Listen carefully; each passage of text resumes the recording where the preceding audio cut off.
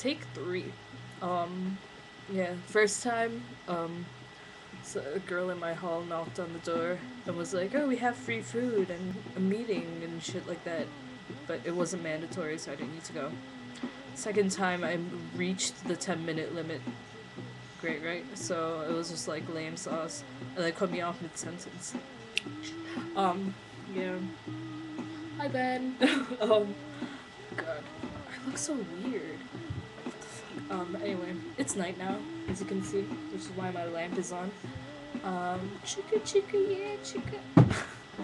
That was my McLovin impersonation. Actually, that wasn't. That was just chicka chicka. But yeah. Um, yeah. I was about to break into Batman impersonation, but that would be kind of really awkward. But I did promise to make this funnier, so I'll try my best. Oh yeah, you're listening to Time Is Running Out, as you just heard them sing. Um, yeah. And I feel like a really lame, like, radio talk show host full of fail. Especially because my voice is very monotone. And I sound like a man. I told you I sound like a man. Don't I sound like a man? I do. Okay, thank you.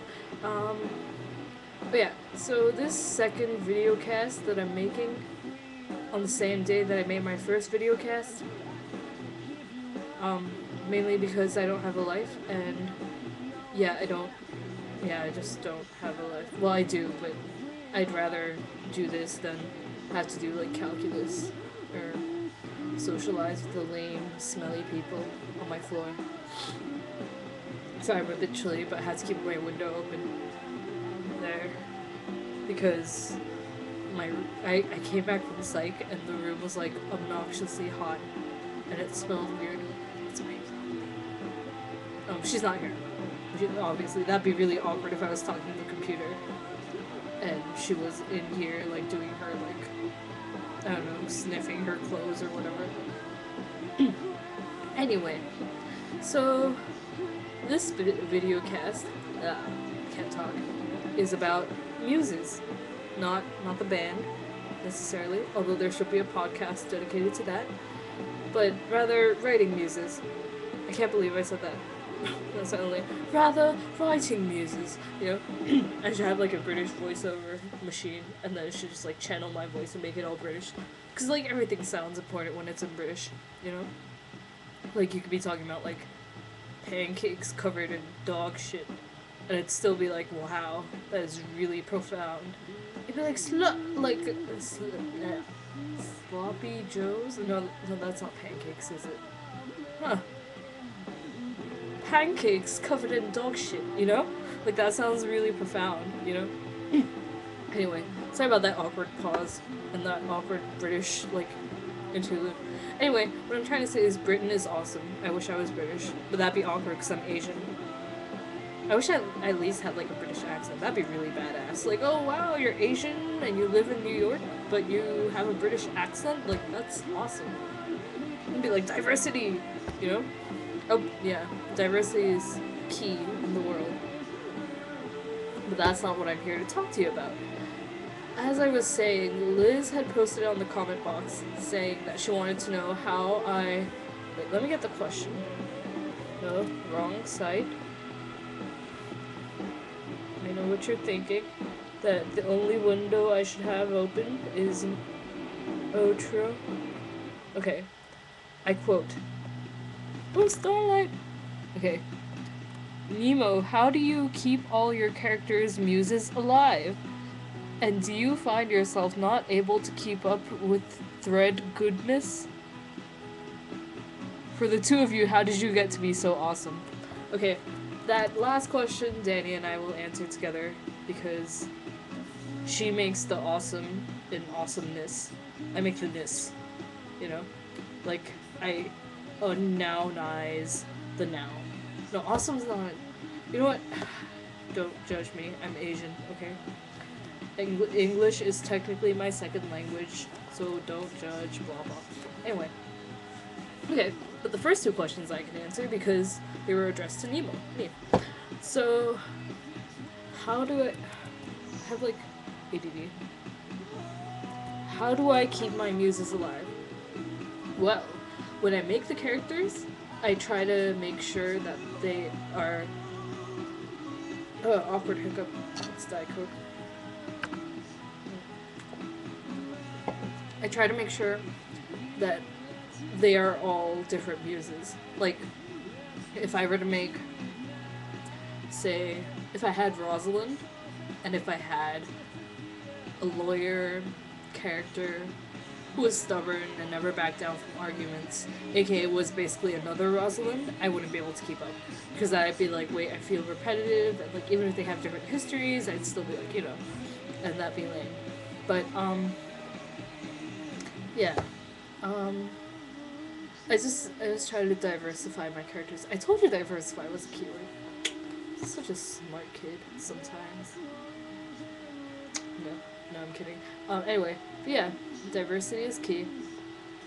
And I tend to have different bands or singers dedicated to each character as I'm writing them. So it's like, for Julia, it's Rachel Yamagata. And for the other ones, I don't really know. But they just kind of pop up everywhere. But yeah, like, I'd listen to music that kind of reminds me of them. But when I'm actually posting, I can't listen to music. It's really weird. Like, I'd be listening to music until I start writing. And then as I'm writing, it has to be dead silent. Or, like, I get too distracted. I start typing out, like, lyrics and stuff. It's really weird. And, yeah. Yeah, that's one thing. And also, it really helps. Like, I know that my muse gets boosted when the characters that I'm shipped with, that my characters are shipped with, are in a movie and I'm watching that movie. Like, for example, I saw Australia yesterday. Excellent movie. Oh my goodness. Like, oh! It had to be more, like, I mean, it was rated R, right? So, like, I could have expected more, like, sexy times. We make sexy time now. Yeah. That was Borat, not me. Sorry. Yeah. But like after I watched Australia, even while I was watching Australia, my Julia Muse was like bouncing off my head's walls and shit. Yeah. And it's also really like in a weird, twisted way when two characters who are like two seemingly unrelated characters are in a movie together. It's like, oh, well, that's entertaining, and I just like laugh a lot by myself. It's really awkward. Like, okay, no, that doesn't really help me. But like conversations with other women, that's like Aaron Eckhart and Helena Bonham Carter, and I watched that and I love that movie. But it's like, yeah, cool. Who's Sex on Fire? I love this song. Yeah. Anyway, so yeah, movies, music, keeping them separated in your head. Like I make sure there are clear divides. And also, the weird thing about me is, like, I have to plot with the person, talk about them with, like, the relationship my character is gonna have with them before I can actually thread. Like, I can't do open threads. It's like, I get too scared. Like, if I make an open thread, I feel exposed. And it's like, who's gonna answer me? How will I respond to them? Because if you haven't noticed, like, most of my posts, even if they're long, like, action and dialogue is like in the last paragraph, and everything else is like, oh, like the trees and like, like, oh, she felt lonely and like all this like emotional like crap, you know. Like, oh my god, if you look at Elliot and Rosalind's thread, I think Danny and I post in similar ways, but she's like more awesome because she is like on top of her shit all the time, and I'm just like, oh, but yeah. Yeah.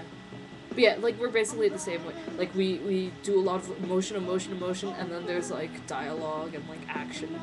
And, yeah, that's just the way I like to write. It's personal preference, really.